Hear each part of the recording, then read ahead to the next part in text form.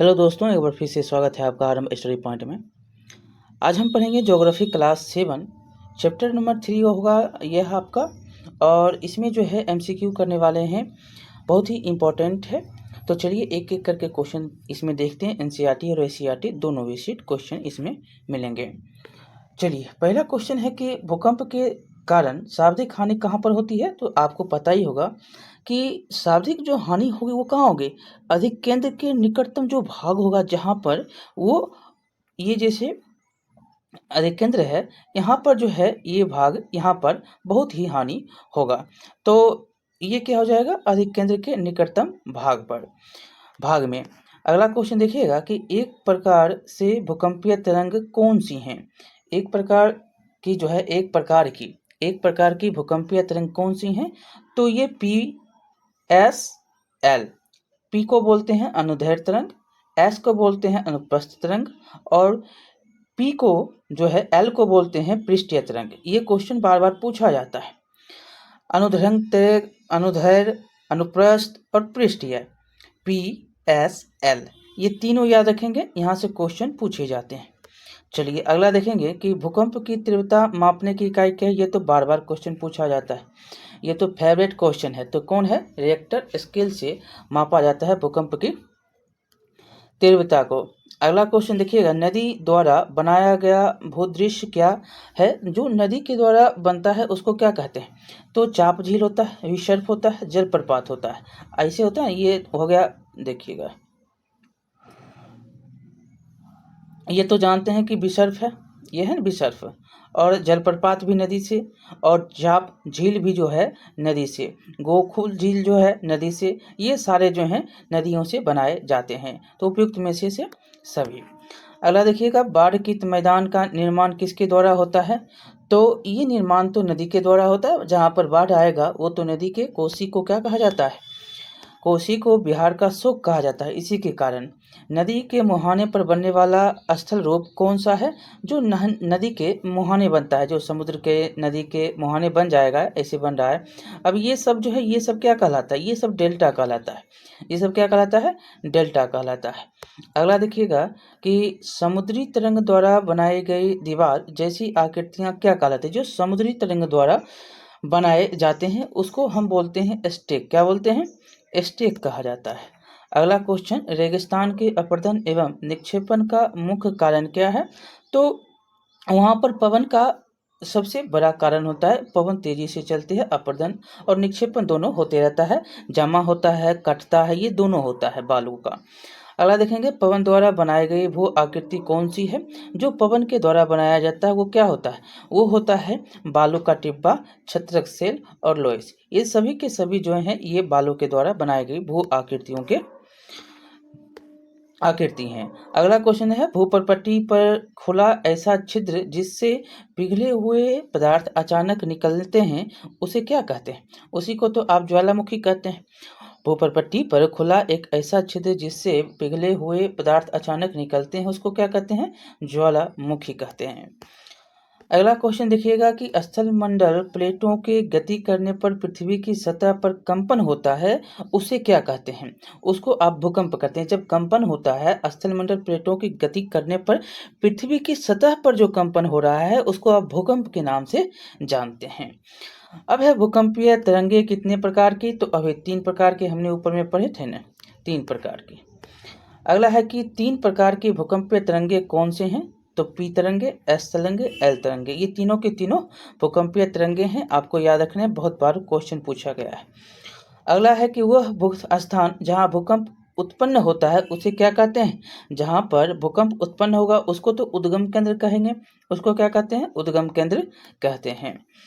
अगला है कि सबसे ऊंचा जलप्रपात कहाँ पर स्थित है। सबसे ऊंचा पूछा है, सबसे ऊंचा, तो ये है एंजेल जलप्रपात, दक्षिण अमेरिका में स्थित है। अगला देखिएगा, अगला है छत्रक सेलें कहाँ पाई जाती हैं। तो ऊपर आपने अभी तुरंत पढ़ा, छत्रक सेलें जो है रेगिस्तान में पाया जाता है, राजस्थान के क्षेत्रों में। अगला देखेंगे, अगला नंबर क्वेश्चन है नीचे दिए गए जो है कथन है, नीचे दिए गए कथन एवं कारण पर विचार करना है। तो कथन है कि पृथ्वी पर स्थल मंडल अनेक प्लेटों में विभाजित होते हैं तथा ये प्लेटें हमेशा धीमी गति से चारों ओर घूमती रहती है। कारण है कि पृथ्वी के अंदर पिघला हुआ मैग्मा एक वृत्तीय रूप में घूमता रहता है। आपको इसमें सही उत्तर चुनना है। कौन सा कथन कारण दोनों सही है, इसमें से आपको याद रखना है कथन और कारण दोनों इसमें सही है। स्थल मंडल अनेक प्लेटों में विभाजित होता है, जिन्हें क्या कहते हैं, स्थल मंडलीय प्लेट कहते हैं। और ये प्लेट हमेशा धीमी गति से चारों तरफ घूमती रहती है और प्रत्येक वर्ष में केवल कुछ मिलीमीटर के लगभग जो है ऐसा आपको पृथ्वी के अंदर मतलब कुछ घूमता रहता है, तो ये आगे बढ़ते रहता है, तो प्रत्येक वर्ष में कुछ मिलीमीटर, ठीक है। और ऐसा यहाँ पर दूसरा में कथन कारण में देखेंगे कि ऐसा पृथ्वी के अंदर पिघले हुए मैग्मा होने वाले गति के कारण होता है। ऐसा क्यों होता है, तो पृथ्वी के अंदर जो है मैग्मा में होने वाले गति के कारण से होता है और पृथ्वी के अंदर पिघला हुआ मैग्मा एक वृत्तीय रूप से घूमता रहता है। दोनों इसीलिए इसका कथन और कारण दोनों सही व्याख्या करता है। चलिए पहला नंबर हो जाएगा इसका। दूसरा देखिएगा, ये क्वेश्चन है अगला कि निम्नलिखित कथनों में से कौन सा कथन सत्य है। लिखा गया है कि भूकंप के अंतर्गत भूपरपट्टी के नीचे का वह स्थान जहाँ कंपन होता है अधिकेंद्र कहलाता है। दूसरा है कि भूपरपट्टी पर ज्वालामुखी छिद्र को जहाँ से लावा बाहर आता है क्रेटर कहलाता है। ये तो ठीक है, क्रेटर कहलाता है, लेकिन ये गलत है। देखिए सुनिएगा, तीन यहाँ पर प्रश्न के उत्तर होंगे आपके। पहला ये है कि स्थलीय प्लेटों के गति करने पर पृथ्वी की सतह पर कंपन होता है, ठीक है। और यह कंपन पृथ्वी के चारों ओर गति करता है और इस कंपन को क्या कहते हैं, भूकंप कहते हैं। और भूपट्टी के नीचे का वह स्थान जहां कंपन आरंभ होता है उसको उद्गम केंद्र कहते हैं, ठीक। उसको उद्गम अधिक केंद्र नहीं, उद्गम केंद्र कहते हैं। अधिक केंद्र किसको कहते हैं, तो उद्गम केंद्र के भू सतह पर उसके निकटतम जो स्थान होता है ना उसको अधिक केंद्र कहते हैं। हमने ऊपर पढ़ा था, तो अधिक केंद्र कहते हैं। और चौथा आप याद रखिएगा कि अधिक केंद्र से कंपन बाहर की ओर तरंगों के रूप में गमन करता है और अधिक केंद्र के निकट शाब्दिक हानि होती है। ये भी क्वेश्चन हमने किया था। तो ये तो सही है और ये भी गलत कैसे था ये भी हमने बता दिया, सही कैसे होगा ये भी हमने बता दिया। चलिए 2 नंबर सिर्फ सही है। अगला है कि विसर्प बारे में है। विसर्प बारे में देखिएगा कि नदी जब मैदानी भागों में प्रवेश करती है तब वह मोरदार भाग जो है मोरदार मार्ग में पर बहने लगती है। नदी के इन बड़े मोरों को क्या कहते हैं, ऐसे करके चलता है, यही मोर जो है कहलाता है विसर्प कहलाता है। हमने बहुत ही बात इसके बारे में पहले भी पढ़ा है। चलिए आगे चलेंगे। नदी द्वारा चाप झील का निर्माण किया जाता है। तो चाप झील का निर्माण कहाँ होगा, पहाड़ी भागों में, तटीय भागों में और मैदानी और उत्तरोक्त में से तीनों। तो मैदानी भागों में चाप झील का निर्माण होता है। याद रखिएगा, मैदानी भागों में चाप झील का निर्माण होता है। देखिए नदी जब मैदानी भाग या क्षेत्र में प्रवेश करती है तो मोरदार मार्ग में ऐसे करके बहने लगती है और इन जो है बड़े मोरों को क्या कहते हैं, बड़े मोरों को आप कहते हैं विसर्प। और इसके बाद विसर्पों के किनारों पर लगातार अपर्दन निक्षेपण होता है। समय के साथ साथ जो है विसर्प लूप नदी के से कट जाता है। जो ये नदी है इसी से कट जाता है, इससे कट गया। अब जब कट जाता है तो और एक अलग झील बनाएगा और जब ये अलग झील बनाएगा तो यही झील जो है, ये झील कट गया तो यही झील क्या कहलाएगा, ये चाप झील कहलाएगा, ठीक है। और समुद्र तक पहुँचते पहुँचते नदी का प्रवाह क्या होता है, धीमा हो जाता है और नदी अनेक धाराओं में विभाजित हो जाती है, जिसको क्या कहते हैं, वितरिका कहा जाता है। और यहाँ नदी इतनी धीमी हो जाती है कि यह अपने साथ लाए मलबे का निक्षेप करने लगती है। प्रत्येक वितरिका अपने मुहाने का निर्माण करती है और सभी मुहाने के अवसादों के संग्रह को डेल्टा का निर्माण, ये सभी मुहाने के अवसादों के संग्रह से डेल्टा का निर्माण होता है। चलिए आगे चलेंगे। 21 नंबर क्वेश्चन, निम्नलिखित में से कौन सी तटीय स्थलाकृति समुद्री तरंगों के द्वारा बनाई जाती है। देखिए समुद्री तरंगों के द्वारा जो बनाया जाता है वो कौन सा है?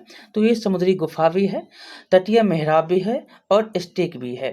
ये और समुद्री भीर्ग भी है। ये सभी के सभी जो हैं बनाए जाते हैं समुद्री तरंगों के द्वारा। ठीक है, देखिए समुद्री तरंगों के अपर्दन एवं निक्षेपण से तटीय स्थलाकृति बनता है और समुद्री तरंगें लगातार सैलें से टकराती हैं और जिससे दरारें विकसित होती है। समय के साथ ही बड़ी और चौड़ी होती चली जाती हैं दरारें, जिनको समुद्री गुफा के नाम से जानते हैं।